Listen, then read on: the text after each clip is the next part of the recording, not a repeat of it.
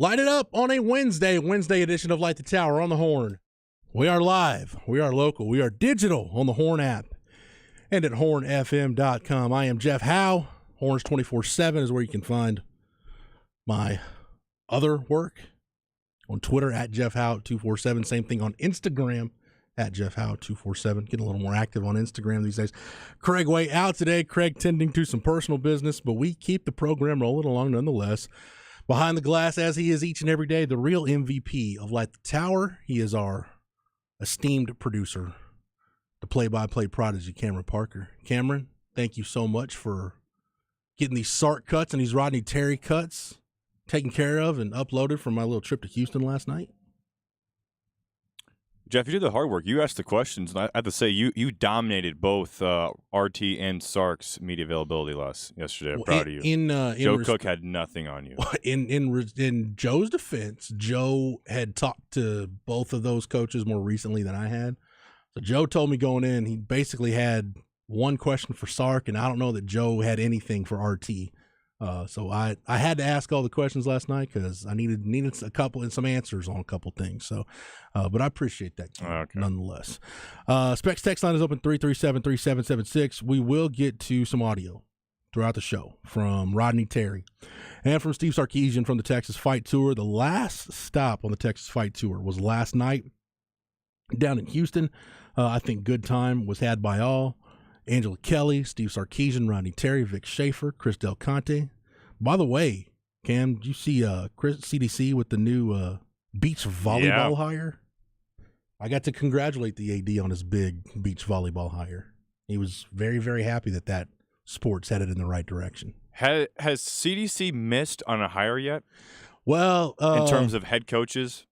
You know, maybe there's a janitor that he had to let go, but besides the head coaches, it seems like so far, I know it's early returns, but so far, it's been great value. I mean, there is the whole Chris Beard situation, but I don't know how much you can't put any of the way that ended on him. Yeah. So no way you could have seen that coming. But yeah. It's the biggest blemish. I mean, Coach Flo in track, Mike White, promoting Bruce Burke and hiring him full time. Yeah, I'd say so. Also, a weird situation when Coach Burke happened to step in with another coach ending up in serving some time. Michael Center. Yeah, the whole admission scandal situation and whatnot. Yeah, and who was the actress in California? It was Aunt Becky from Full House. Yes, and who was the other one? Not Morgan Fairchild. Why am I forgetting her name? Not Nicolette Sheridan either. Felicity Huffman. I don't know why I went to those two first, but yeah, she was involved in it. I thought there was somebody else, but no, Ice Cream Man. Nobody asked Sark about the Burger King pants. I did not ask Sark. Sark was wearing a sport coat last night. As always, man, Sark is sharp anytime he's out in public. So I did not ask Sark where the Burger King pants were. Family guy, Gambling Fanatic. Got a picture with Gambling Fanatic last night. Cam, good dude. Didn't take him up on that drink offer, but I appreciate the offer nonetheless. But yeah, last night was really good. How about Vic Schaefer dropping some scoop that he said either last night or this morning they're expecting some positive news in the women's hoops transfer portal. So got to keep an eye on the Twitter machine. Which is interesting, Jeff, because remember 2 weeks ago, the San Antonio stop, when he was asked about the transfer portal, yeah, he told you guys, like, it has to be the right person. It has to be the right situation, the right player. And has anyone jumped in the portal lately? Because no one's come across that's been surprising to me. I'm gonna be honest. I'm so consumed with men's basketball portal that women's basketball portal is, and plus, baseball's right in the middle of it. As crazy as this baseball season has been, and as disappointing as this baseball season has been. You got Texas headed into the last weekend of the regular season with a chance to win a conference championship. Yeah. So I've had my attention elsewhere. And honestly, because I knew spots were so limited for them, I really haven't paid it too much mind. I think the bigger question for Vic Schaefer has been Giselle Mall and Aaliyah Moore getting healthy. Yep, that's been the bigger situation. And man, I'm telling you right now, based on the way he keeps talking about Madison Booker, she you're going to make that transition from Rory Harmon being the face of the program to Madison Booker being the face of the program, the way Vic Schaefer talks about her. So Specs text line again is open. We'll take your questions, comments, feedback on anything. Cam, overall, last night in Houston, really, really good stop. Anything from Sark or RT really jump out to you as you went through that audio last night? The Dylan Mitchell. This morning, I don't know when you went through it. But. Last night, watching Lakers Nuggets, by the way.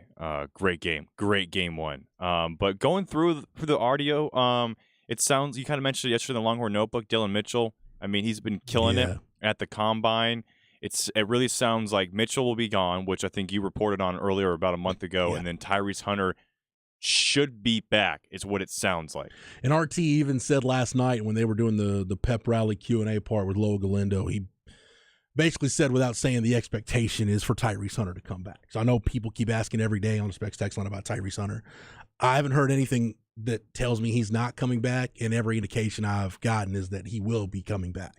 It's just he's got until the end of the month to announce his decision. May 31st is the deadline, so he could just take it up all the way to then, build some suspense, or I don't know, maybe he's doing a coming back to school video or working on a graphic. I don't know what the kids are doing these days, but I would expect Tyrese Hunter to come back. And, this Texas staff isn't completely done in the portal either. So I would, and I know I talked about last Thursday being the death, kind of that, where that next wave of guys that they could go after would come from. I think you could be waiting until the end of the month, Cam, once they see who stays in the draft and which of those guys that put their name into the portal, which of those guys are not going to be in the draft. They're not going to go through with it. So I know, and we'll get into that. We'll hear more from Rodney Terry coming up in the second hour of the show. And we'll get into some of the transfer portal targets and how they've done at the NBA Combine. We'll take a look at that. We'll get into Sark at the bottom of the hour in the Longhorn Notebook. What's up, Cam? Go ahead. After lottery last night, Jonathan Givony from, I believe it's Draft Express and ESPN, he's famous for putting Bronny James as number 10 overall in the 2024 mock draft. But his 2023 mock draft last night had Dylan Mitchell going 33rd overall. No Tyrese Hunter. So it seems that's right around the area where I would expect Dylan Mitchell to go. It felt like at the end of the season, Mitchell, maybe a late round second pick if drafted at all, but he's flying up those draft boards. Going up those draft boards because of how well he's been competing at the Combine. So hopefully he gets drafted because, the way he's been shooting, Jeff, we didn't see that at Texas at all, but if that's actually a part of his game that's a strength, that's going to be huge for him in the NBA because that's the one thing that was a huge knock this year was where is Dylan Mitchell's offense going to come from? He didn't attempt a three-pointer all year. I don't even remember seeing him out in the past the three-point arc unless he was setting like a screen. Well, and my man Matt Butler made a really good point. We were talking about it yesterday before we recorded Longhorn Blitz, which, by the way, you can get the Blitz a couple of different ways you can get it. Anywhere you get your podcasts, search Horns 24/7. Subscribe to that for free to that Horns 24/7 podcast feed. You get the Blitz whenever it drops. Or tonight on the Horn, 7 o'clock, right after the Flex show, you're going to get the Blitz with myself, Matt Butler, and Rod Babers. But before we recorded the Blitz yesterday, Matt and I were talking about it. And with the ability of Jabari Rice and Marcus Carr to shoot the ball, plus how well Brock Cunningham shot it off the bench, along with Dylan Dessou, his emergence and being able to stretch the floor a little bit, at least from a post perspective, you didn't need Dylan Mitchell to be a three-point shooter. First of all, Arterio Morris is still going to get his shots when he comes off the bench. You didn't need him to be a three-point threat, Dylan Mitchell. Plus, in terms of a vertical threat, he was pretty much all you had in terms of a guy that can go up and catch a lob and finish at the rim. Not to say that your post guys couldn't do it, but that really was a weapon that we saw them utilize to the point where those were the bulk of Dylan Mitchell's shots pretty much from I don't know, Cam, what about 2/3 of the way through conference through the end of the season? It was either going to be like short corner jumpers or he's going to the bucket and catching a lob. Getting something in transition. High percentage shots for Dylan Mitchell. Watching Nuggets Lakers last night and seeing what Jokic and AD could do from the perimeter just made me wonder, why don't more college teams just add that into their offense? Because I feel like, obviously, you just mentioned the shooting part, but, why not have Mitchell at least attempt a few threes? We saw Mo Bamba. He would pull up from three a few times during his tenure at Texas. And maybe even though one of the Texas assistant coaches at the time told me Mo Bamba and Dylan Osetkowski were going to shoot 40% plus from three. that didn't happen, but they were capable 3-point shooters. Bamba more so over Osikowski. I think, what did Dio shoot that year that I was told that? I think he was like 29%, 28% from three, something like that. Bamba was like around 33, 34, if I remember right. Enjoyed watching Dio play basketball. Could have that completely wrong. Well, and Bamba's shot never developed in the pros, and that's why he's been relegated to just a bench dweller next to Tristan Thompson for the Lakers. And Magic just gave up on him. Maybe he'll go somewhere else next year, Jeff. But I think for the 3-point shot to develop, especially now in today's NBA, I mean, look at DeAndre Ayton on offense, right? He's a prototypical big man you want. Defensively, he's sound. He's a big guy. Doesn't have that 3-point threat. In the last 2 postseasons, Ayton's just disappeared. And I think a lot of teams now kind of going away from that threat, or going away from guys who really just can't shoot as well.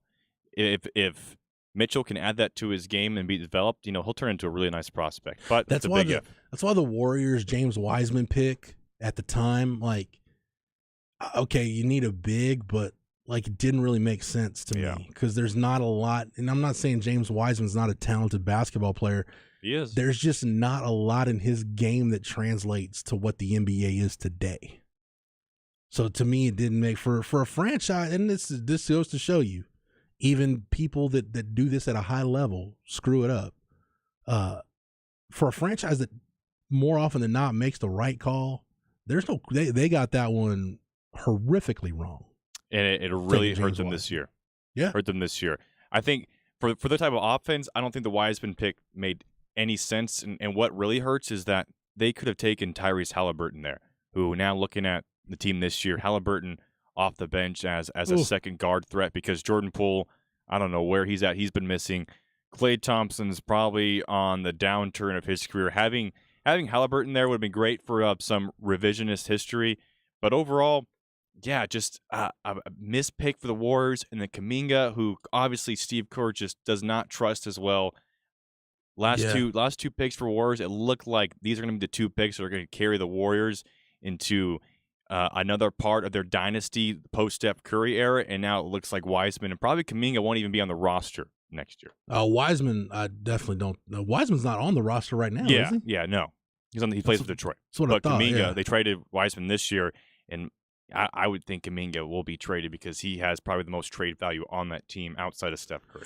Well, I'm sure Spurs fans, how many Spurs fans do you think called into work today? Oh, did you see the bars that paid for all their drinks last night? Got that brown bottle flu going on. And now, so have you already called Wembanyama the most overrated prospect? Is that going to be? I did text you and Craig last night. I said it was very nice of the NBA to throw the most overrated city in our state a bone. Wow. San Antonio is the most overrated city in Texas, dude. It's not even close. It's not even close. I'll debate that with anybody that wants to. But, man, like, you think about teams that are – like the Spurs are not even anywhere close to consistently being in the lottery. But like if you get a David Robinson like that in and of itself, that's like a once in a lifetime type deal to win the lottery, get the number 1 pick and take David Robinson, a Hall of Famer, in my opinion, for a lot of different reasons, the greatest Spur of all time. That'd be one thing. But then you get Tim Duncan.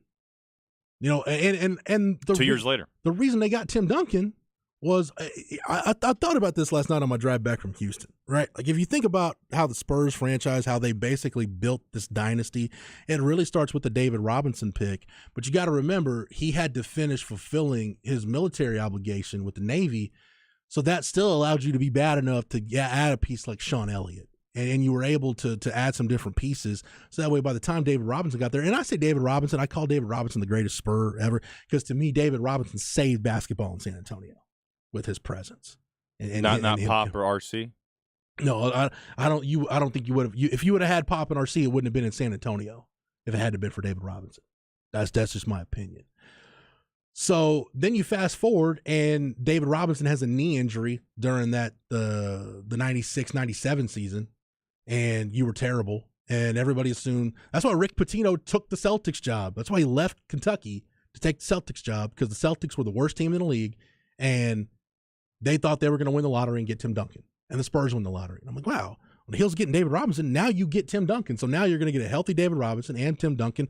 Wow, I guess the Spurs suckage was just for 1 year. And then we know what happened then. And now it's like they start the tanking. And what are the Spurs, like year 2 or year 3 of this, what was supposed to be a prolonged rebuild? Now you get a guy that, for Woj and other people that have a pulse on the NBA, to call this kid the greatest prospect entering the draft that they've ever seen. Yep. That they've ever seen. For every sport. He said for every sport. He didn't say just basketball. He LeBron, said for every sport. Bryce Harper, Trevor Lawrence, go down the list. This is the guy.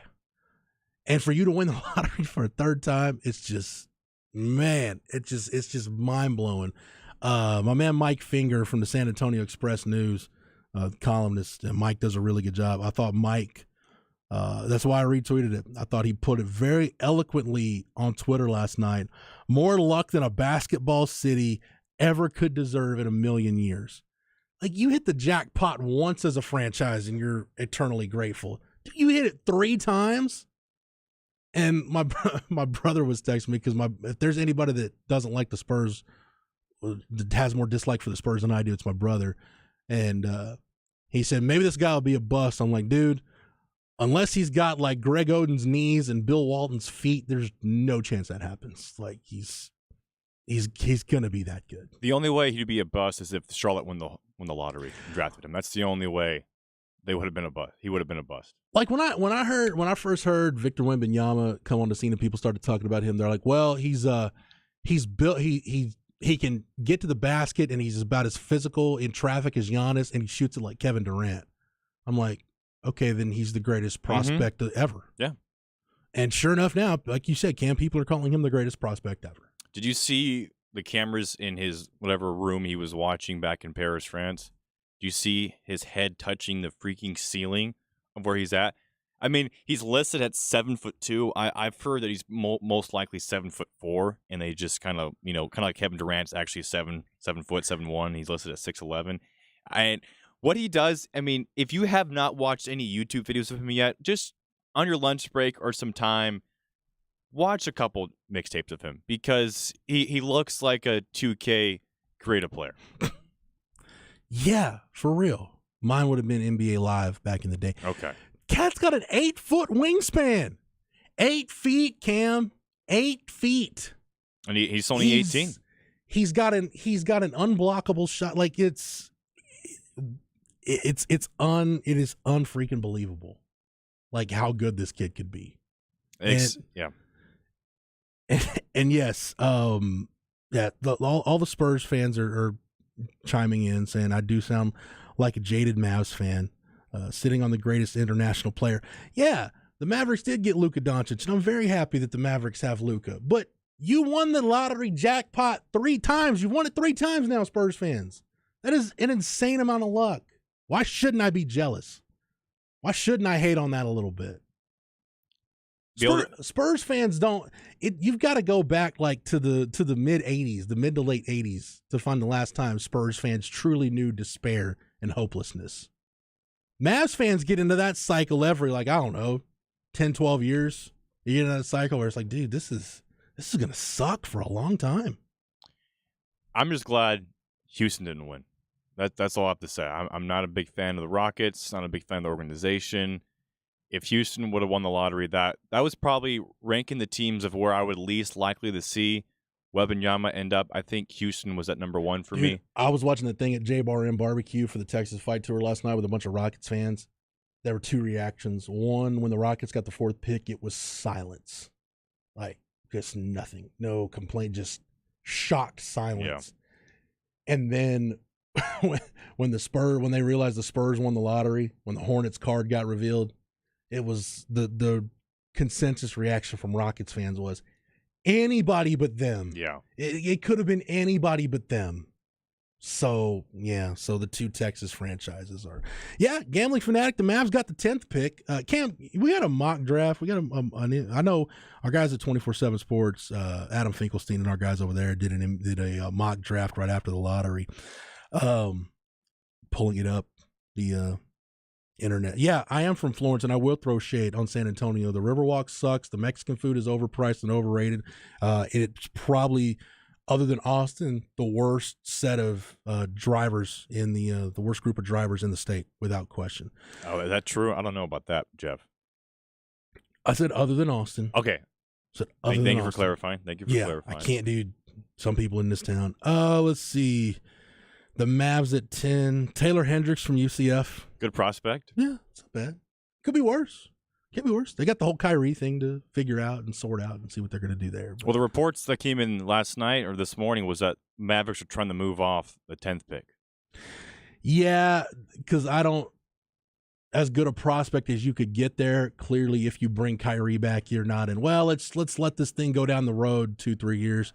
And especially with Luka's contract situation, the sand is trickling to the bottom of the hourglass. So you're a Mavericks fan, right? Yeah, you got to put something on the floor that can win now.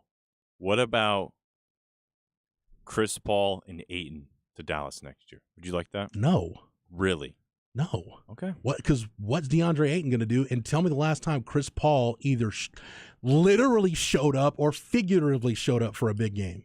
So you're cool with re-signing Kyrie and running it back and just hopefully they figure it out? I would rather, yes. If I was giving advice to Nico Harrison and Mark Cuban, that would be my advice. I would rather roll the dice with Kyrie Irving than see what you can get out of broken down Chris Paul. Interesting. That's less of confidence in Kyrie as opposed to where I think Chris Paul is at this point in his career. Because I think Chris Paul would be great alongside. I think Luka needs kind of that point guard, and especially in this part of Chris Paul's. A healthy Chris Paul, yeah. But once you get to your early to mid 30s and your body starts breaking down, that thing typically doesn't go back the other direction. You don't suddenly just start having healthy seasons. Yeah. So I would run the Kyrie experiment back another year rather than go for Chris Paul. I'm off Kyrie. I think trading for him, I know why Cuban did it, why Nico Harrison did it. I think just a disaster. Because for me, what has Kyrie done in the playoffs since LeBron James? 2016, nothing. Because he's coming back for another year, and because if Kyrie has it, trust me, what I'm about to say is a loaded sentence. If Kyrie Irving has any sense about him, he will understand that he is running out of opportunities to be a piece that you could legitimately build a contender around. So maybe you get really good basketball from Kyrie Irving. But so I understand why they did it. That's why it's not after going through the Rajon Rondo experiment as a Mavs fan, dude, I'm pretty much willing to try anything at this point. There is after the Rondo experiment, there is no bad idea, Cam. There really is no bad idea. In the first DeAndre Jordan summer, that there's no bad scenario that can happen. Like that was the last time as a Mavs fan that I truly felt despair. I was mowing my grass when DeAndre Jordan allegedly signed, and it's Mark Cuban and Chandler Parsons, and they're partying out in California, and then you start seeing it's almost like, I don't want to make this sound too morbid, but it's almost like when people follow police scanners on Twitter. I was almost following tweets the night that. Basically, the whole Clippers staff and players had a big lock-in with DeAndre Jordan and basically wouldn't leave his house until he reneged on his Mavericks deal.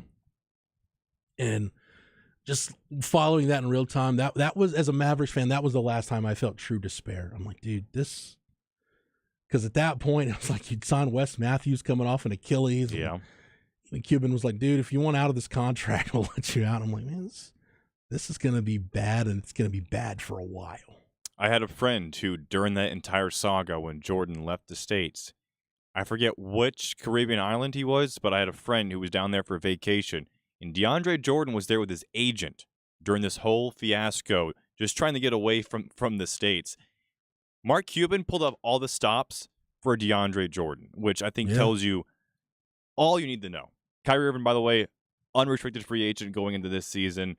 Depending on what happens with the Lakers, Jeff, I could see LeBron trying to angle and trying to sign Kyrie because after Austin Reeves' performance last night, how good Rui Hachimura's looked, Lakers they're gonna have a different roster next season. So I'm curious if Dallas wants to pay Kyrie that money, but I mean you're starting to run out of time here with Luka Doncic right before he starts entering maybe the unhappy part of his superstar career.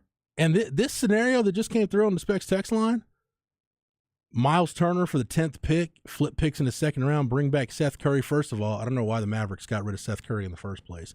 Second of all, dude, if you told me you could flip the 10th pick for Miles Turner right now, I'd have done that yesterday. I don't think Indiana says yes, though. No, I don't think there's any way they do. No. But, all right, we talked a lot of NBA. We got to talk Texas football next. Get to some Steve Sarkisian audio from the last stop on the Texas Fight Tour last night in Houston. I was down there. Got some time with Sark, asked a few questions. We'll get to that audio coming up next here on Light the Tower, on the Horn, live, local, and digital, on the Horn app and at hornfm.com.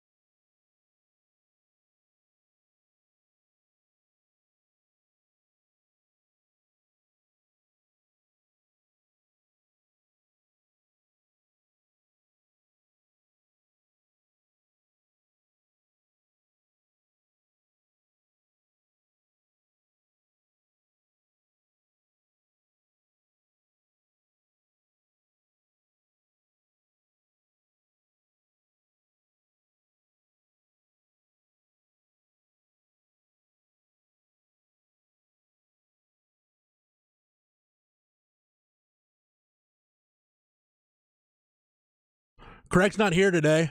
I've done a good job of angering Spurs fans already based on the feedback we've gotten on the Specs text line, so proud of myself for that. That was the objective, and the objective has been met. Cam, did you catch any of Mark Henry on B&E this morning? I did not. I was walking in. I saw a very large human in the studio. I was like, that has to be Mark Henry. Have you met Mark before? I have not. Oh, man, we got to make that happen. But I'm not big on the pro wrestling. So I know you are. So if I was, then I'd probably be a huge Mark Henry fan. Right? AEW is at the Moody Center tonight. So I'm thinking about going. I heard there's tickets still available. I'm thinking about going. Dude, telling you. And I don't watch it near as much as I have at previous points in my life. But when I do happen to catch AEW, either, I'll catch it flipping through channels on a Wednesday night or a Friday night or see some YouTube clips or whatever. Dude, MJF is the best thing going in pro wrestling right now. No, Maxwell Jacob Friedman. Is that AEW? Yes. So he is the most entertaining draw in pro wrestling right now. Explain to me, like I'm 5, the difference between WWE and AEW. Just two different promotions. Okay. That's it. Just like WWF and WCW back in the day. Yeah. Just two different promotions. That's all. And McMahon is in charge of WWE. Well, no, because Endeavor owns WWE now. Okay. So he's just like an analyst or whatever?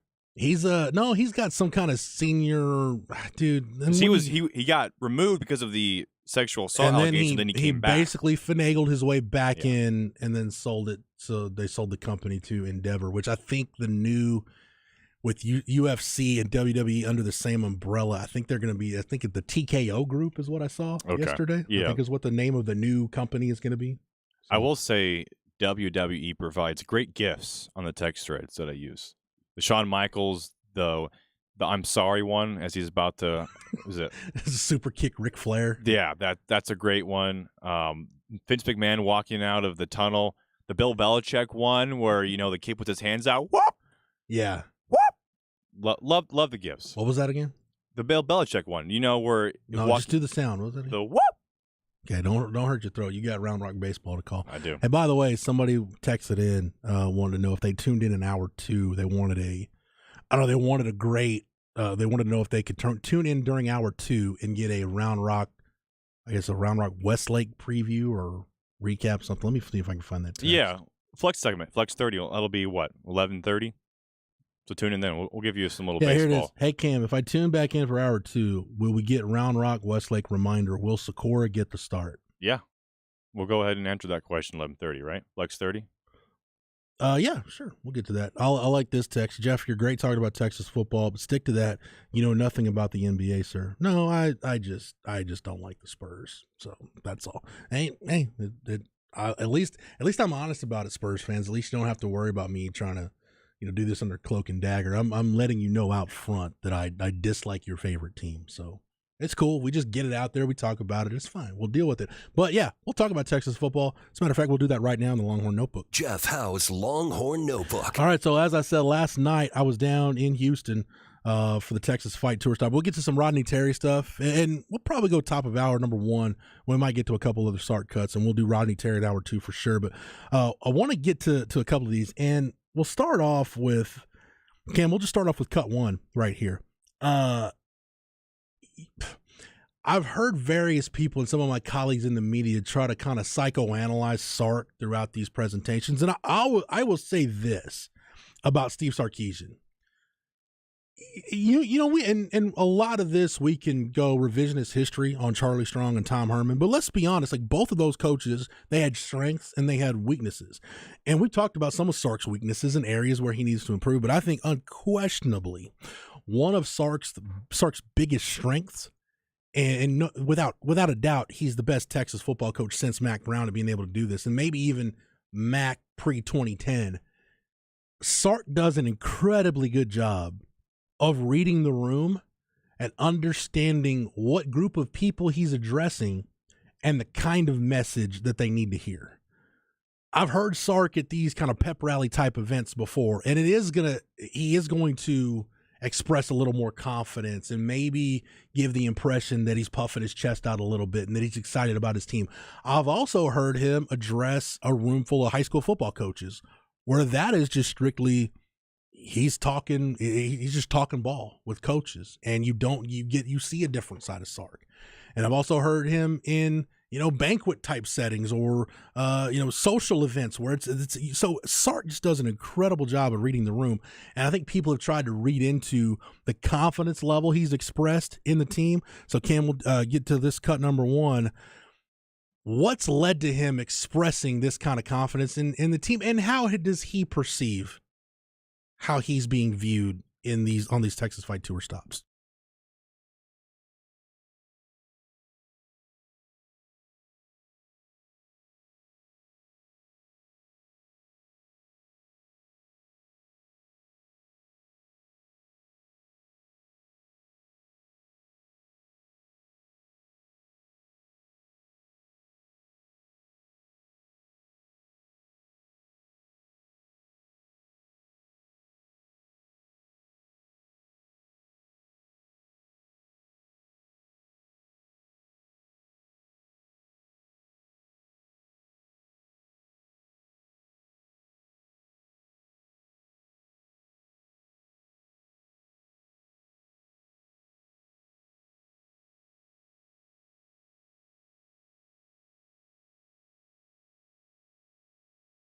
So we've had Gambling Fanatic and a few other regular texters to the show have mentioned whether it was Houston or San Antonio, either the DFW stops, that they've been able to get out to some of these events and hear Sark. And my question for Sark was, I followed up on that and just asked him, okay, if you're a Texas fan that comes out to one of these events, if you're Steve Sarkisian, what do you hope a fan leaves here in terms of what is their perception of how he views this team, and what does he hope fans take away from these Texas Fight Tour stops?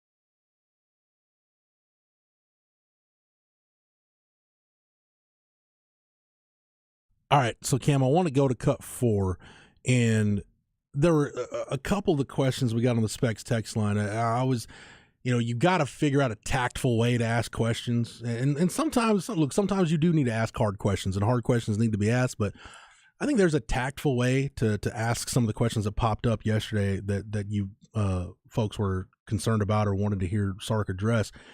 And I asked him about, going back, because from being an offensive coordinator to in 2021, a role he hadn't been in since early 2015, of being the head coach and the play caller on offense, where when you're an offensive coordinator, you can be tunnel visioned. You're just worried about your focus on that side of the ball.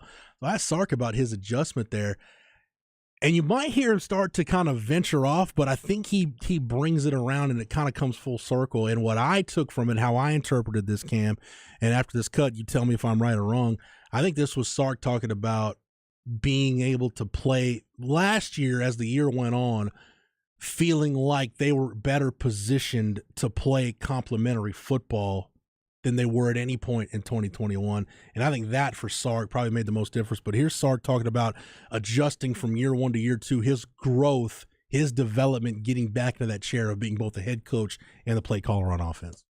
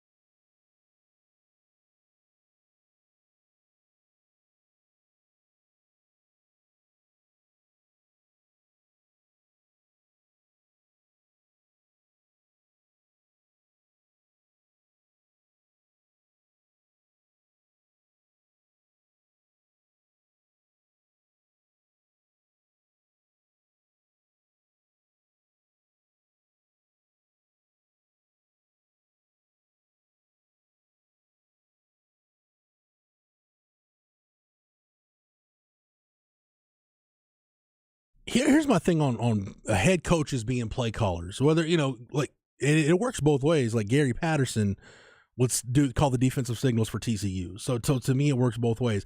And this was one of my problems with the way Tom Herman handled it, where you kind of dabble in it, but you're talking about what's the term he always uses, a collaborative effort, and you might take it over for this game or whatever. Man, if you're going to be a head coach and a play caller, then this is what I would tell Texas A&M fans about Jimbo Fisher. If you're going to be the head coach and a play caller on either side of the ball, the old Mac Brown line that I love, you can't be a little bit pregnant. You've either got to be all in or you got to be about as hands off as you can be. Now, depending on what side of the ball where you have your expertise, the buck is going to stop with you. You have veto power, but you've either got to take it over yourself with an understanding of this is how I want the offense to run and this is how I want our football team to float. If we're going to play complementary football, this is how it's going to be. Or you need to hire a play caller that you really trust to where the only thing you have to do is say, hey, we need to burn some clock here, or we need to reserve the right to punt, or we need to make sure we get a first down. Whatever the case is, in terms of situational football, managing the clock, things that a head coach has to do and be responsible for, that's when you interject yourself. So I don't have a problem with Sark calling the plays. I just think we saw the byproduct last year, why things looked so much better and why the on-field product improved. I think a lot of it had to do, Cam, with just the defense not being the cluster that it was in 2021, just with guys trying to get on the same page and feel each other out and figure out, okay, what is this guy's tendency on game day and how do we communicate throughout the week and formulating a game plan, things that the offensive staff was by and large for the most part familiar with. That defensive, other than PK and Jeff Choate, none of those guys had done that together before. There was a lot of growing pains in that first year, a lot of growing pains on both sides of the ball, and it was frustrating to watch as a Texas fan. Year two, there were still, some struggles, but a lot of it I think was just because of the talent and the lack of depth on the team, not because of coaching mistakes, not because of errors on the defensive side of the ball, and from coaching. I felt like coaching got better in year two. It felt like those growing pains kind of went away, and I feel like this year is where Sark really needs to take that step up. There's a big crowd about, hey, take away the play calling from Sark. The coach shouldn't make the play calls. Think about the three out of the top five best coaches in the NFL, right? The five best. Three of those, Kyle Shanahan, he calls the plays, right? Mm-hmm. Mike McDaniels, he calls the plays, right? Sean McVay, he calls the plays and won a Super Bowl. So it's very doable. And if you notice, who does Sark talk to a lot during the offseason and who is he close with? Sean McVay. He loves and the Kyle guys Shanahan. from that tree, the Shanahan tree, Kyle Shanahan, Sean McVay, Mike McDaniel, Matt LaFleur. And if you've heard Rod talk about it, Rod's talked about it on Ball Online. I know he's talked about it on the Blitz. If you want to study Sark's offense and what it would look like at the pro level, because Rod studies the NFL a lot more than I do, go watch Matt LaFleur's offense in Green Bay based on personnel groupings, based on formations, based on style of play. A lot of what Matt LaFleur does, you see a lot of that with what Sark does. There's a lot of stuff that jives with them. I do want to save cut 3, Kim. I want to save that for the next hour because I want to devote more time to it. But on that topic of things getting better, by the end of the year, now look, I know there was a big second half lead lost against Texas Tech. There was a big second half lead lost against Oklahoma State. But I think if you're looking for, and I don't want to say silver lining because that's not it, but if you're looking for maybe the point where this program started to maybe take that turn, was the Baylor game. And as Sark talks about in this cut, just finding a way to win. But one of those games where we talked about the thing that needs to turn around. And I think this is the big thing for me, the overarching theme for me in 2023. And there's a lot of tentacles that reach out from it. But in those tight games, those one possession games in the second half, is this staff capable of giving you the kind of schematic advantage you need to be able to get over the top in some of those games? And I asked Sark specifically about the Baylor game because that wasn't necessarily schematic advantage as much as it was a coach looking at a situation and say, look, if we're going to win this game, this is how we're going to have to do it. And Sark getting better as the game goes on at identifying trends, identifying patterns, adjusting things accordingly, and making the right decisions from there. So I asked him about the Baylor game, but he mentioned another game that I didn't necessarily wasn't top of mind for me in the moment, but it makes sense. And this is Sark on how much confidence, how much this program needed the confidence from winning a game like they won, beating Baylor at the end of the regular season.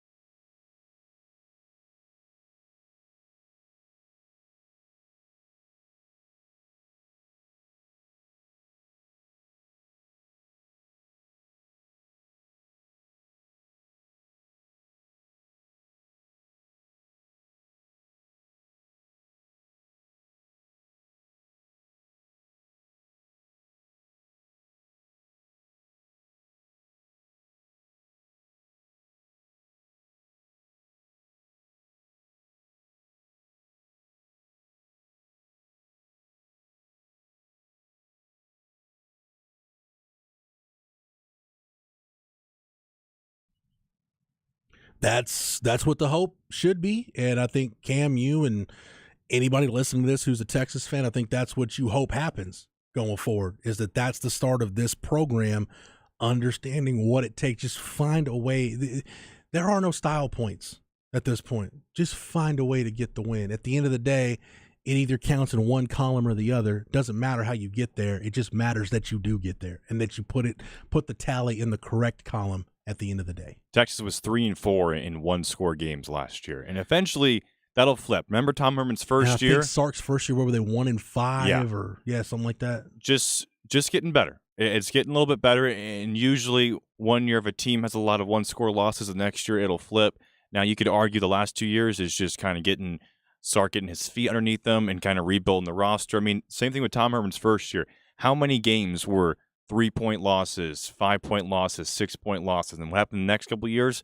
They became a 9-win team, right? I think for Sark, there's going to be a big jump. There should be a big jump from year 2 to year 3, Jeff. Typically, from 1 year to the next, the trend, how your trend in one-score games typically goes the other way. That was the problem with the Tom Herman era, is you just lived there too often. Yeah. You lived in one-score territory too often. The hope is that with your talent and schematic advantages in both those areas, that you can not play in as many one-score games. I got a feeling that's going to change when you go into the SEC, because every week is going to be a dogfight. Yeah. But if you can just play fewer of those, they're basically coin flip games. So if you can go from playing 6 to 8 of those to maybe 3 or 4, and you split those, now you're looking at 9-10 win seasons. And with an expanded college football playoff, especially the league you're going into, now you're talking about competing for conference championships. And dude, if you're competing for a championship in that conference, you're competing for the whole deal. I want to bring in the NBA real quick on this, Jeff. The Miami Heat playing the conference finals this season in crunch time games. They had the best record, and they played the most games, but they had the best record. And that's how they got to the Eastern Conference Finals, as a team that barely even made the playoffs. And for Texas, I think finding ways to win, right, in those tough situations makes the team better. It was a pretty young team last year, right? You had a freshman quarterback. You're besides Bijan Robinson and Roshan Johnson and Jay Witt, your offensive line and most of your wideouts were pretty young guys, right? Your defense, sure, you had a couple key guys, but you relied on a lot of young guys in the secondary at times. Going into this season, it's probably the most experienced team Sark has had. It's without a doubt the most experienced team in his philosophy and his system that he's ever had. Yeah. So usually that will yield better results, Jeff, but maybe I'm just drinking too much Kool-Aid. No, but I do think the other thing that helps Sark, too, that Charlie Strong and even Tom Herman didn't have this kind of advantage. It wasn't as prolific as it is now with the one-time transfer exception. The ability Sark has had to get into the portal and whatever gaps you have in the talent pipeline through attrition to be able to fill those through the portal. This roster is I feel like it's on much more solid ground than either of the two previous head coaches going into year 3. Or even if you look at Mac, kind of that post-2010 season, if you look at 2011 being the first year of that rebuild going into 2013, if you take Mac's team in 2013, Charlie's team in 16, Tom Herman's team in 19, I think Sark's roster in 23, which, by the way, that was 10 years ago that we're talking about that Mac Brown season, so that just shows you this perpetual cycle this program has been in. But I digress. We don't have enough time. We don't have enough time left in the broadcast year to get through all that. But if you look at all those rosters, the 4 rosters, there's no question Sark's is on a better foundation. And part of it is they've done a really good job of recruiting. We have seen some player development for once, and they've had misses in the portal. Don't get me wrong. Jaleel Billingsley, Ajay Hall, they've had misses, but they've had more hits than they've had misses in the portal. So we gotta cut it off right there. We'll get to some more of this Sark audio in the second hour. But coming up next, Inconceivable, a Cameron Parker led Inconceivable. Coming up next here on Let This Hour on the Horn, live, local, and digital on the Horn app and at hornfm.com.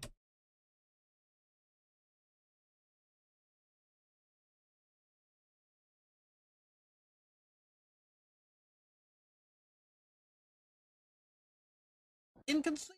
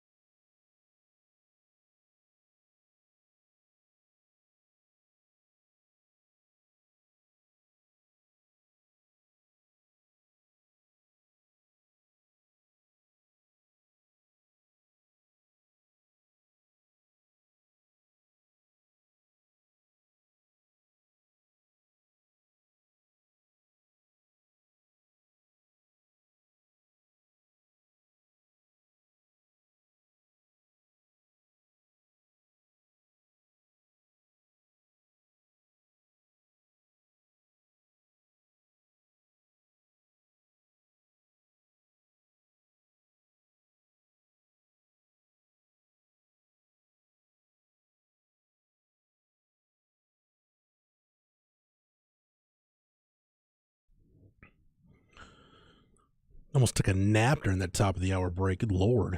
It was long. How long was that thing? Probably about 6 minutes. Jeez. Seriously, I almost dozed off here. Anyway, it is a Cameron Parker production and Inconceivable today. How about Cameron stepping up, being a part of the presentation in a big way? What you got, Cam? You got a twofer, right? Two things, both in the sports world. Jeff, does the date June 15th, 2005 stand out to you for any reason? June 15th, 2005. Off the top of my head, no, but when you say it, it'll probably trigger something. There was a regular season baseball game between the Florida Marlins and the Chicago Cubs.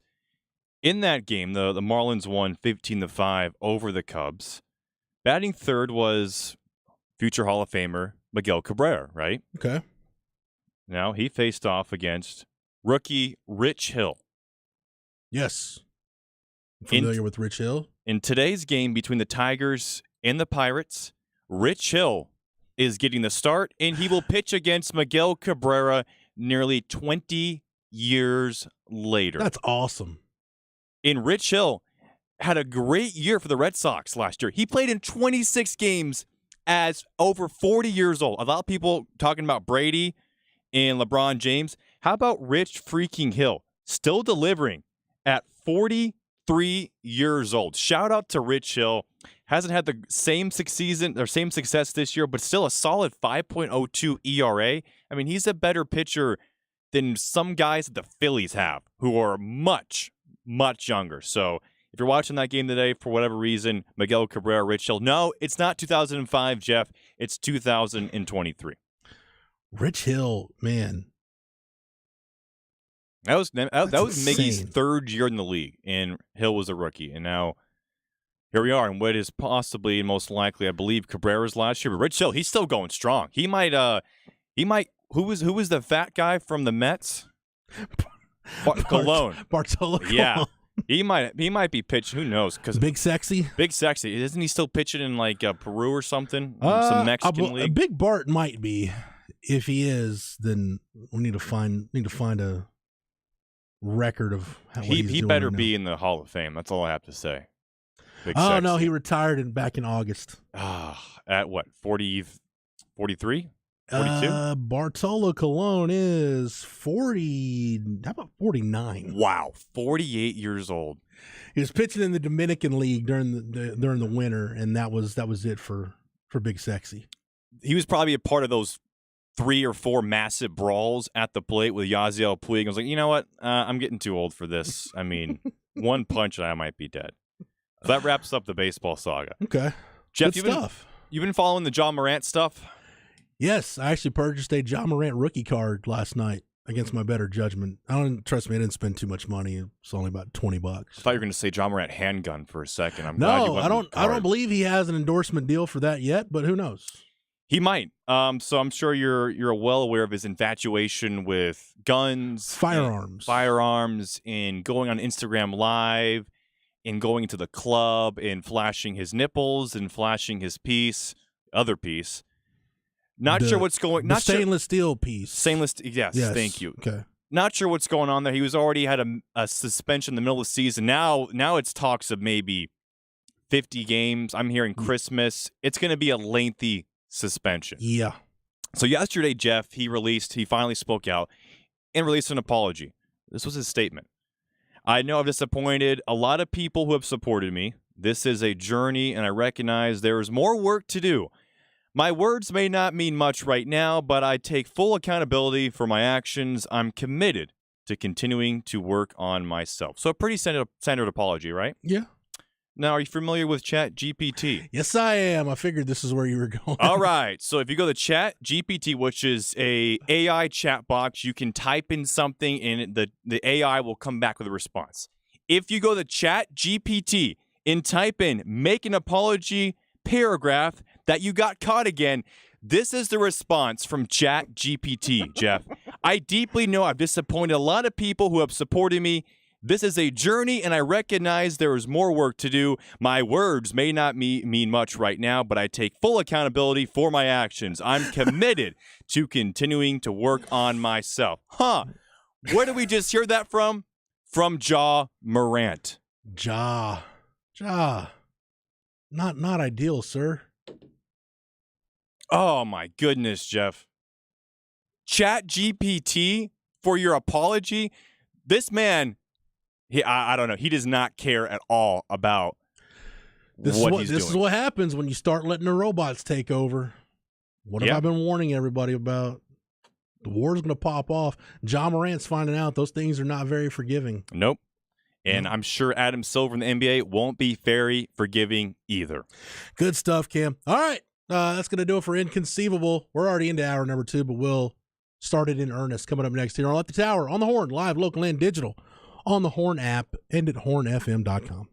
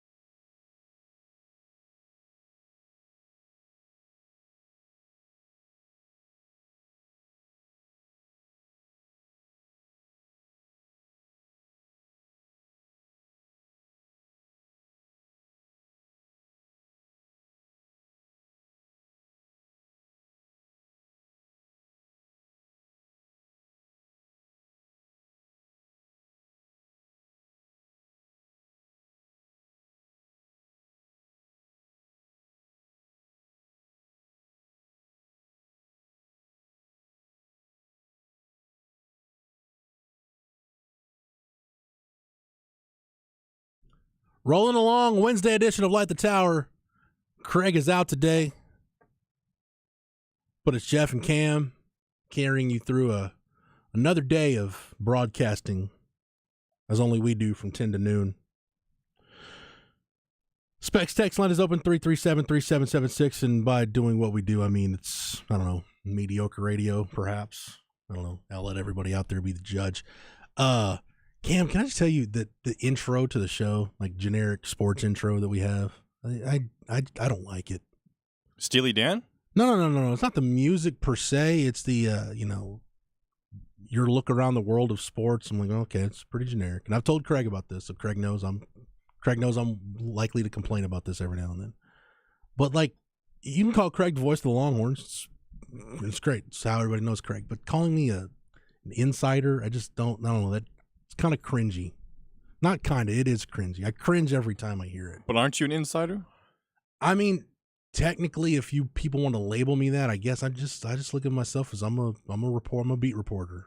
Just a funny, goofy guy? Just a reporter.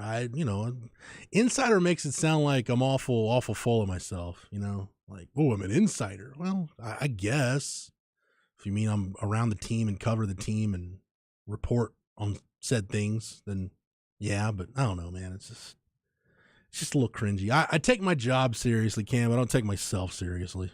I'm right there with you. Yeah.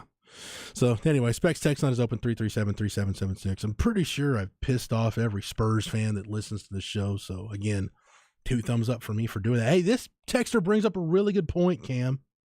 That I don't blame Ja for that. He needs to fire his PR guy or gal. We're not going to be sexist here. His PR person.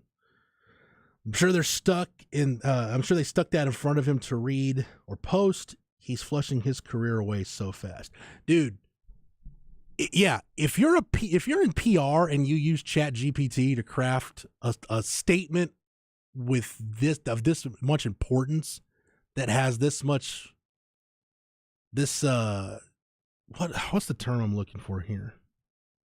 Like, the sense of urgency should be as heightened as possible when you're putting out a statement after a situation that, like, Ja Morant's going through right now. Especially when it's not the first time this season. Yeah.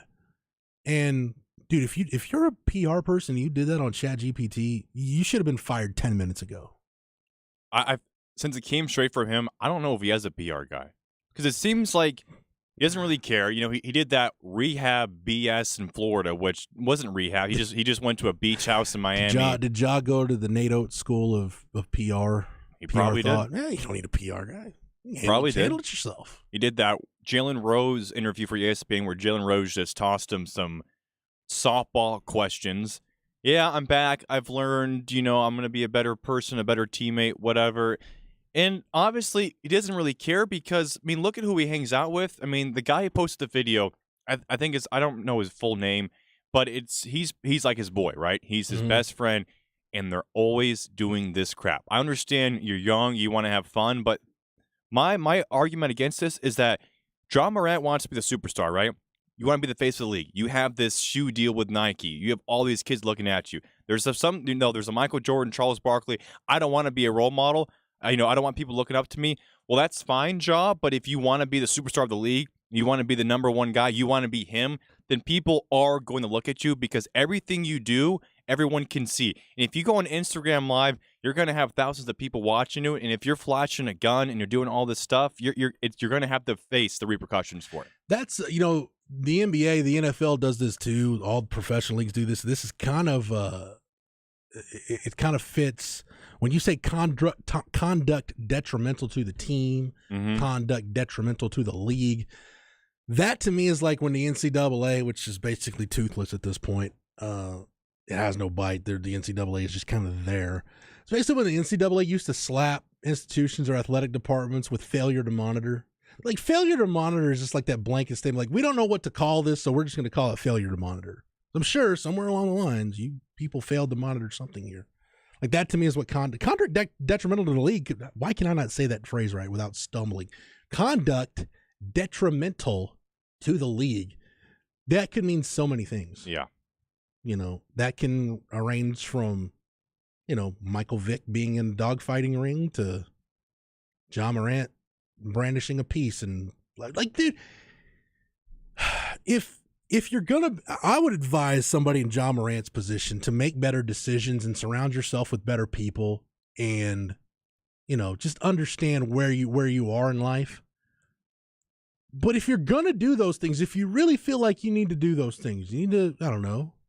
It's not even like you're out hunting or you're at the gun range doing something productive, like you're just flashing the piece, whatever. Don't do it on social media. Like, don't post videos of it on Instagram. Don't have your boys film it. Just do it in the privacy of your own home. What you do behind closed doors, as long as nobody's being harmed and whatever, you're not putting any kind of illegal substances into your body, sure, do whatever you want. But, dude, if you're going to do it, don't blab about it on Instagram. Mm-hmm. Don't be making TikToks about it. Just keep that under the radar. Like I said, I would advise against it, but if you really feel like that's what you need to do to get along in this world, maybe be a little more discreet. What I don't get is that he's not even hood. He's not from the hood. He grew up in a pretty well-established family, right, with his dad, T, and his mom. It's not like he came from the streets, right? There's guys who are in the league who are way more hood than John Morant, and don't act out like this on social media, because you know what? You don't do that. Yeah. He's I don't know if he's just screaming for attention or what, or he just wants to think people to look at him as a tough guy. You made it out of the streets, man. Even if you're not from the streets, you've been able to reach a part in life that everyone wants to be, where you play NBA basketball. You're a great player and you're a millionaire. You have shoe deals. You have TV deals. Why do you want to be the folks I've come across in my life, Cam, that do live life on the edge? They don't brag about it. No, they don't. You hear from a friend like, "Hey, man, that cat over there, probably want to stay away from that dude." Yeah. And then you start hearing the stories, and it's usually the person, the guy or gal, just kind of sitting over in the corner of the room off to themselves, just paying nobody no mind. And yeah, that's the kind of person that John Morant is pretending to be at this point, presenting himself to be. Yeah, those people don't carry themselves like that.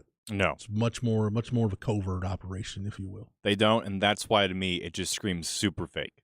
It screams super fake because like you just said, I know people from my high school who are, gang activities. They would never post stuff like that on social media, because you know what? That leads to the cops getting involved, and that leads to you getting arrested. This just shows that him and his boys, they have some pieces. They want to act cool. They want to, kind of stunt. But Ja, I mean, you got to wake up, man, and smell the coffee. Did you see after the first time he got in trouble with the league and the team, that somebody went and made a video of the final battle rap in 8 Mile, where Eminem is destroying Papa Doc, and they put Ja's face on it. Oh my God, that's right. This guy's a gangster. His real name's Clarence. Yeah, Clarence. Yep. I hope he figures it out. It just seems like there's the stuff with the mall with his mom, where there's the shopping. Do you see the mall allegation, right? Where his mom wanted something, and I can't remember the full story, but she got in disagreement with someone at the mall, and security came in, asked her to leave. She said, "No, I'm going to call Ja." So Ja comes up to the mall with his boys, threatening the security guard, asking what time you're going to get off. We're gonna. I don't know if they threatened to kill him or whatever, but basically that when you get off work, we're going to be waiting for you. Dude, you're an NBA superstar, man. Remember they had the deal with his dad and Shannon Sharp at the Lakers game, where they got into it. And, I think Shannon's doing that because she's on whatever that stupid show is where they just yell at each other, and he does that because he knows he can go on the next morning and get a bunch of clicks. But for Ja's dad, for T, who he's there every game at baseline, and he's always making a spectacle of himself. And that's weird, too, as a dad, when you want the spotlight on yourself. It's kind of like I heard Eminem say one time, you're not going to outsmart the smartass. Dude, if you're trying to get the last word in with Shannon Sharp, that's a battle you're not going to win. Yeah. He gets paid for that, by the way. He gets paid millions of dollars. He's paid very handsomely to do that on a daily basis. Fabricated or not. Staged or not. Man, people call me a mark for watching pro wrestling, dude. If some of y'all are watching these scream at people shows on TV and believe in everything you see, then I don't know what to tell you at that point. You know what I mean? Cam, you're not a fan of the scream at people shows. No, I think it's a huge stain on sports journalism. Cameron was watching one of those. I guess it was on over my shoulder that one day. They were talking. I don't know, talking about something. I thought Cam was giving me the stink eye from the booth. I'm like, dude, did I do something? Like, what? And it turns out one of the Scream at People shows was going on over my shoulder on the TV, and Cam was watching it. Dude, I don't know what it was, but you were so you were legitimately disgusted by what you were seeing. You remember that day? Yeah, I don't even remember what it was. It was it's what's on ESPN right now. It was the Get Up show, or maybe it was First Take. I don't know, but they were ranking the playoff teams in order they could most likely win the NBA championship. They did a top 5 when there was only 8 teams left to go in the season. That's your content. Forget half hot, dude. Cam was ready to throw hands on somebody. you were pissed something fierce, man. Because it's just it ruins sports media, in my opinion, and like that's what's hot right now is those shows because it garners social media clips and attention and stuff. But remember the sports reporters on ESPN, Jeff? Yeah, that was actually good reporting and journalism. But see, I don't know. I thought about that, like the old school, like Mike Lupica and Bob Ryan and Bill Roden. Who else? Wilbon was on there for a little bit. The late great Dick Schaap, leading the panel. I thought about that, but I wonder. Like, I remember sports reporters fondly, even though I've never been a Lupica fan. Like, you can take a hike off the Brooklyn Bridge for all I care. But I wonder, like, if I went back now and watched some of those sports reporters clips, how cringy would it be, and how similar to what we see now would it be? Would we view it in a completely different light? Maybe, but I think now, and Brian Curtis from The Ringer, who's also University of Texas alum, he wrote a piece yesterday about Pat McAfee. Oh, the Scream at People shows have a following like the Spurs. That's not me, Spurs fans. That's somebody on the text line chiming in with that. So feel free, 337-3776 if you want to defend the honor of your favorite team and the franchise at large. But go ahead, Cam. I'm sorry. Spurs taking strays out here today for some reason. They are, man. They won the lottery, so I guess they can handle it. Anyway, Brian Curtis was saying. You wrote a piece on Pat McAfee and how the sports media landscape has shifted from ESPN. Basically, what their plan is, they just hire a bunch of famous names, right? And they have them just run all the content. Instead of just a vast amount of people doing all the shows and SportsCenter and Get Up, they're basically relying on now Pat McAfee, Stephen A. Smith, Mike Greenberg, and a few other people, so that basically all their content comes from. And that's where sports media goes to. But also, I mean, NBA Countdown, I remember going up and watching NBA Countdown for the finals, right? Where it was, I think it was Wilbon, Bill Simmons, and Magic Johnson, right? And I thought that was pretty good NBA discussion, right? Now it's just this whole fanboy type sports media landscape where Stephen A. Smith, after the Knicks were eliminated by the Boston Celtics, on ESPN Countdown is screaming that Randall needs to be traded instantly. I'm devastated. Randall was atrocious. He was atrocious. Like all this stuff where you wouldn't have seen that on sports reporters, and maybe that's what sports fans like. I mean, maybe that's what they're interested in. For those shows, for that stuff to be on the air, Cam, that's what I tell people about our industry all the time. It's like, why do people produce clickbait headlines, and why are articles constructed this way? Trust me, especially like my bosses at CBS Sports, they have analytics that tell them this is what people like, this is what people are reading.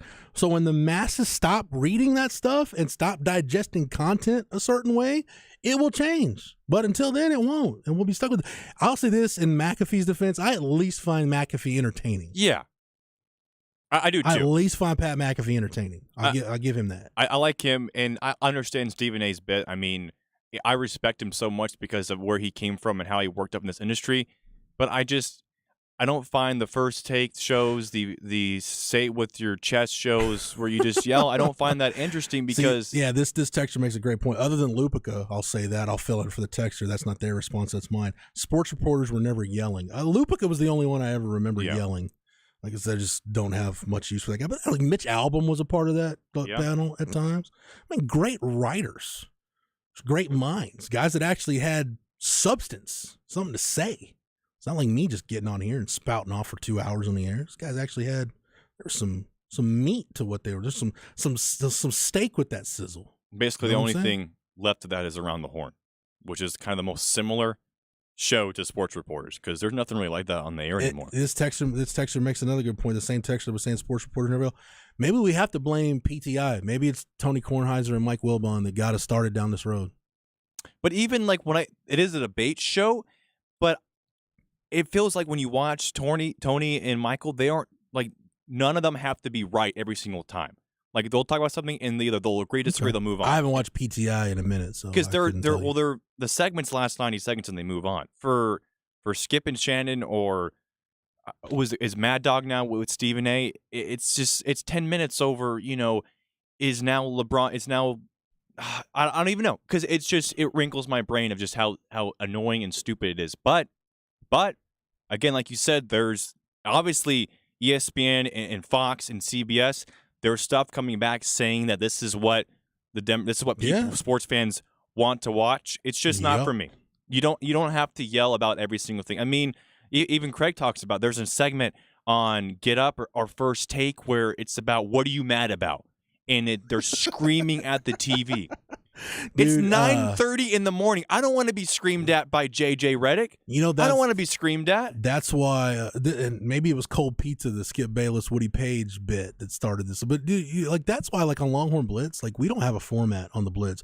I'd never go in with show notes for that podcast, because we tried to do segments when we first started that show, and it just felt, I wouldn't say contrived, but it felt like, man, why are we trying to shoehorn stuff where we might not have something to say? That we just let it flow, let it be organic, and let the show be what it'll be. That's why some weeks the Blitz can sound like we're drinking the Kool-Aid. The next week it could sound like the sky is falling. It's because it's just organic. It's just three dudes sitting around talking ball. It's what I wanted that podcast to sound like, and that's what I think it sounds like now. But I'll tell you this as we get to break. We got Flex 30 segment and Longhorn Notebook coming up next. I want to leave sports reporters. I'll do with sports reporters what I should have done with Demolition Man and Clueless. I should have just left them where they were, remember them how I remember them, and I wouldn't have the negative view of both movies that I have now. I'm just going to leave sports reporters in the past, remember it how I remember it, and not go back and watch clips, because I don't want to find out that it was cringy. Yeah. Just going to leave well enough alone. All right, take a break, come back. Like I said, Flex segment and the second hour Longhorn Notebook coming up next on Light the Tower on the Horn. Live, local, and digital on the Horn app and at hornfm.com.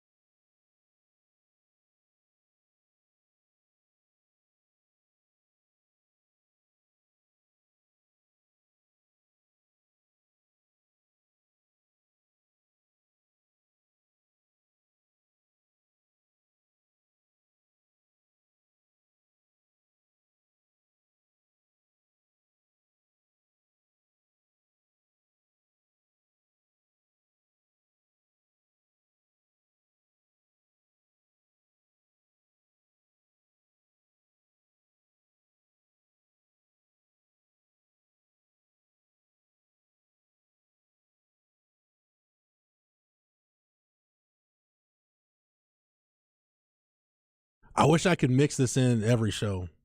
A little Obi Trice. Real names, no gimmicks. Hour number 2 of Light the Tower. Jeff Howe, Cameron Parker. Playing Obi Trice in the locks and other good stuff because Craig is out today. It's how we roll when the voice of the Longhorns is not present. But I would just let this play through the rest of the show, but we can't do that. We got to get to business.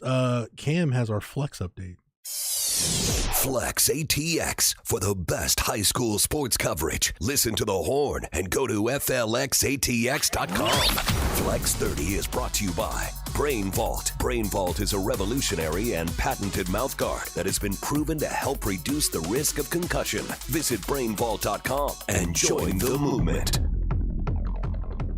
All right, Jeff. So our Flex ATX update reminder tonight is Wednesday. Jeff, you know what Wednesday night means? Means it's time for the Flex. That, and we have our Flex ATX live show, 7 o'clock tonight, right here on the Horn. I will not be present. I'm getting ready for Westlake Round Rock baseball. More on that later. But Zach Lucero, Nolan Hogan, they're going to hold it down for you, Jeff. Remember, 7 o'clock on the Horn. If you miss it, you can listen on the Horn FM podcast page or the Flex ATX podcast page. They're going to have Ashton Torrance tonight. Westlake track and field high school star. Maybe won the 6A long jump, second in the 100. Signed to Miami.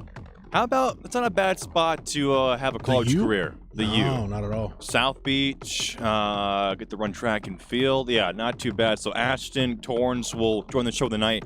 Gonna have a coach on as well. I think Zach is still working the 1s and 2s for that. So tune into the Flex show. This week, starting tomorrow, Jeff, high school baseball.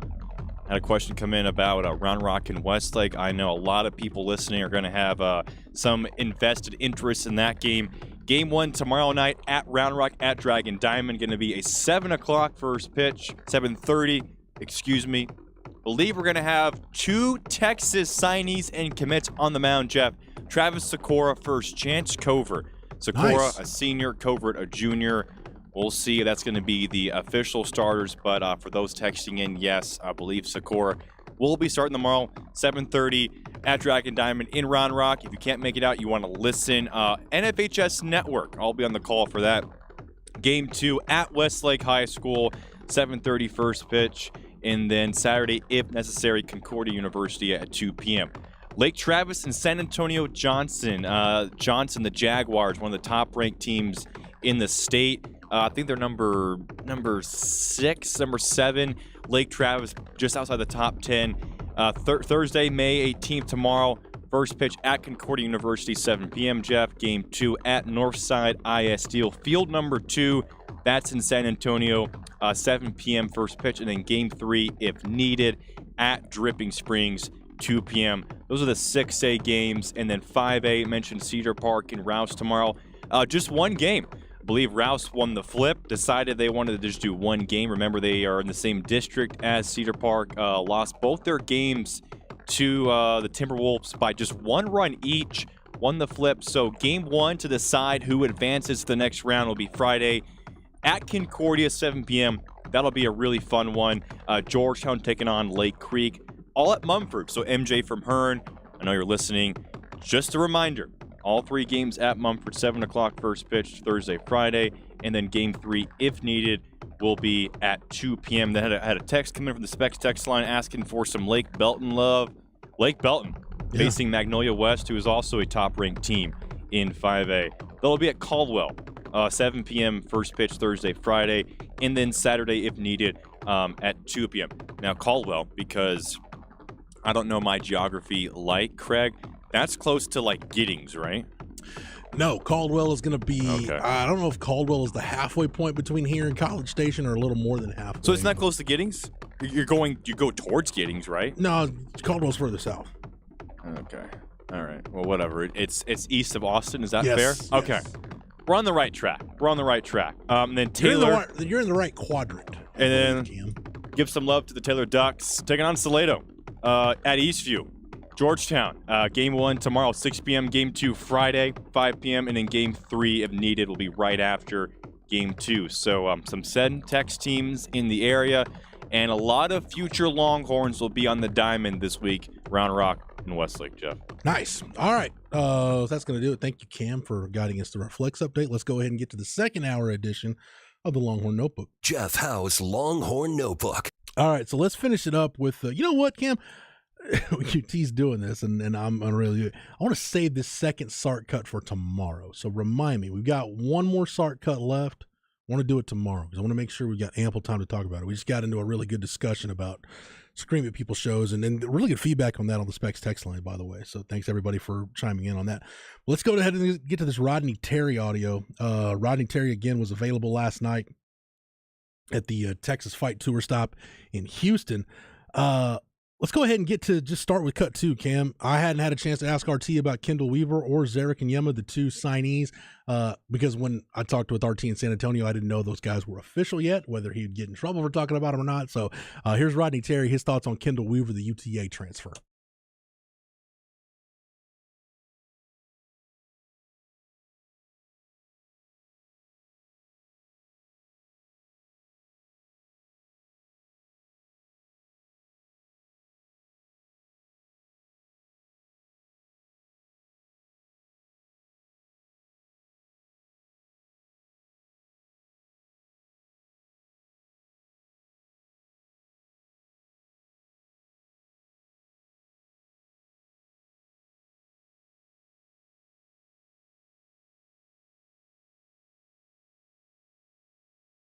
Rodney Terry recruited Zarek and Yema at UTEP, and I asked RT point blank, when he went into the portal, was it just a no-brainer to go after him?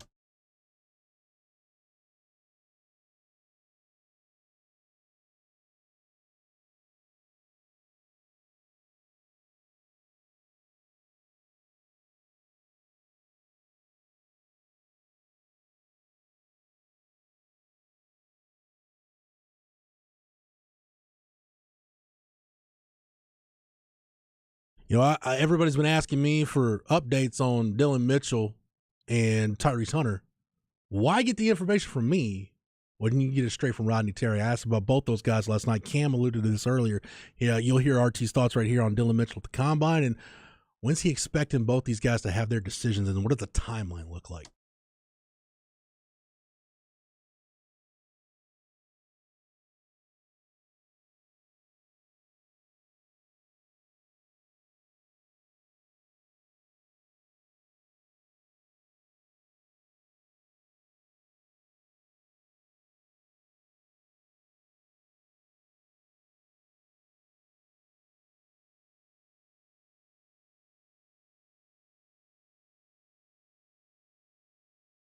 And RT did say during the pep rally portion, the Q&A portion, Lowell Galindo hosted up on the stage and where they're addressing the fans. RT basically got as close to saying it without saying it that it sounds like Tyrese Hunter is coming back, which I've said all along. That's probably what it's going to look like. So, but he's got until the end of the month to make the decision. Doesn't have to make it now. So we'll see. Just a matter of time, I think, when Tyrese Hunter does that. Cam, some guys that kind of got lost in the shuffle that are going to be back. Preston Clark is one of those walk-ons that they took as a preferred walk-on. Same for Gavin Perryman. And Alex Enamekwe, you heard RT there talking about Kendall Hunter. They weren't in the market for a developmental player. They did take Alex Enamekwe as a developmental player. And those 3 guys, we saw Enamekwe play a little bit, but Perryman and Preston Clark, those guys were really, in that developmental group, did a lot of work off to the side with John Riley, who's the now departed strength coach from the program. So I just asked RT, are any of those guys significantly closer to being able to give you something? And Cam just told me that cut is not loading. So we no-go on that? Give me like 5 seconds, Jeff. Okay, I can filibuster for a few seconds. It's interesting, though. I wouldn't completely write off the possibility of this staff maybe taking a developmental high school guy even this late in the process to add to the roster for next season. I wouldn't say there's any great chance it happens, but I'll maybe like a 5-10% chance. But I do know they kicked the tires on some high school guys to see it's kind of what that landscape looks like and see if there's somebody they might be able to stash away who would be ready for the 24-25 season. But this is RT right here talking about the developmental guys that were in the program this past season, including Alex Enamekwe. Well, each of those guys got better all year long. Alex, was a guy that we were very transparent with in recruiting. We were going to bring him in and really, develop him and work with him. The same thing with Gavin. And I think those guys every day getting a chance to go against those older frontline players made them better every single day. All right, last cut from Rodney Terry, Cam. This will be cut 8. I asked RT point blank. He kind of got asked about this a little bit in San Antonio, but I just asked him point blank. The way things went with Ron Holland and A.J. Johnson, has that changed anything in terms of your philosophy, your approach, how you recruit the big-time guys that you feel can help you win ball games? Year in and year out, you're going to have a blend, and we're always going to try to go after the top player in the state and try to do our best job of recruiting him to want to come to the University of Texas. I don't think we can have a whole team full of those guys, but we can sure try to find our share of guys that fit the needs that we have for that year. I lied about that being the last cut because I can't read Cam's email, so I apologize for that. But cut 9, this is going to be on the 2024 class. If you go over to Horns 24/7 right now, and actually this is a free story. You don't even have to be a subscriber to read this one.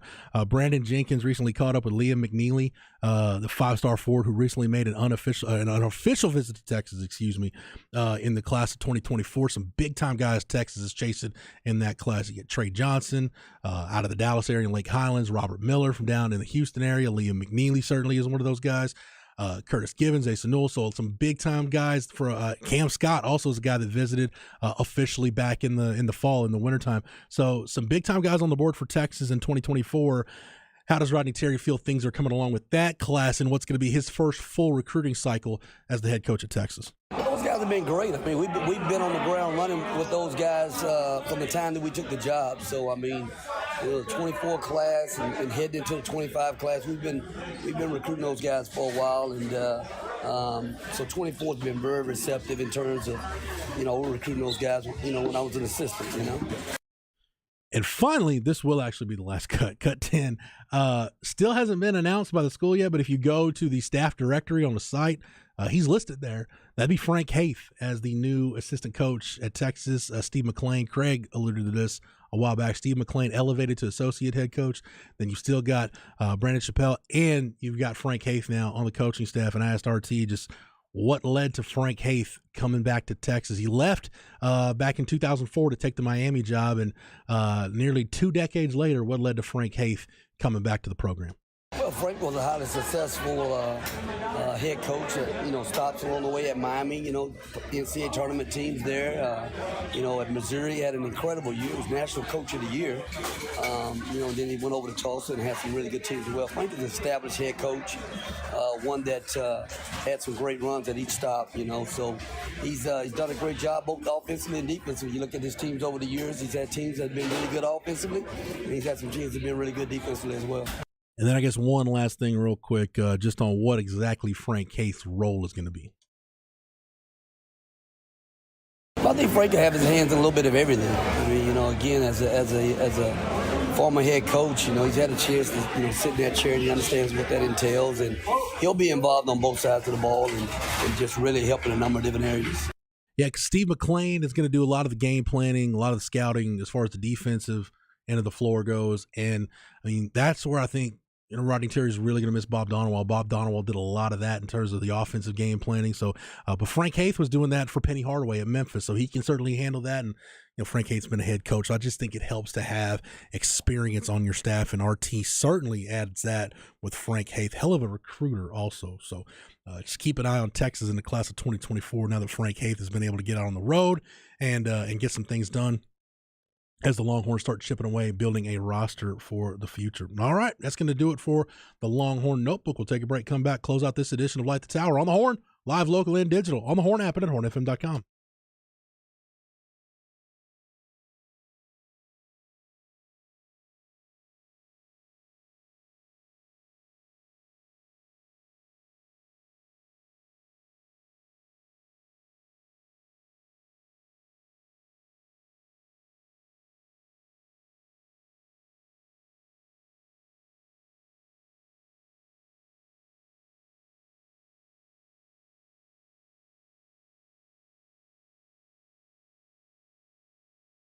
Cannot wait for football season to get here, but we got basketball playoffs, hockey playoffs. I know Tom McKay of Audiovisual Consultation is a big hockey fan. I know Tom loves going to watch the games in person, but if you can't be there in person, the next best thing is making sure you've got your home entertainment set up exactly the way you've always wanted it, and AV Consultations can make that happen. Just call them right now, 512-255-8678. That's 255-8678.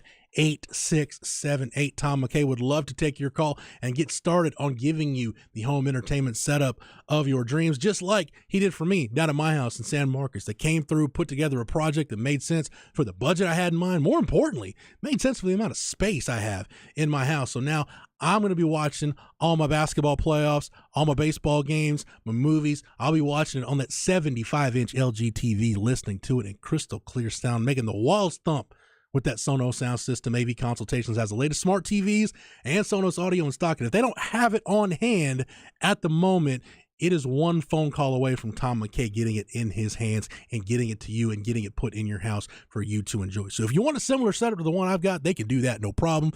Maybe you don't have that much room, you need something a little bit smaller, it's no problem. They can take care of you as well. Or if you just want to blow it out and get a full tilt home theater experience put in your house, get you a 150-inch screen, I know Tom McKay and Company would love to make that happen for you. Whatever your needs are, just let AV Consultations handle all of it. 512-255-8678. That's 255-8678. Let Tom McKay and Audiovisual Consultations help you realize the home entertainment setup of your dreams.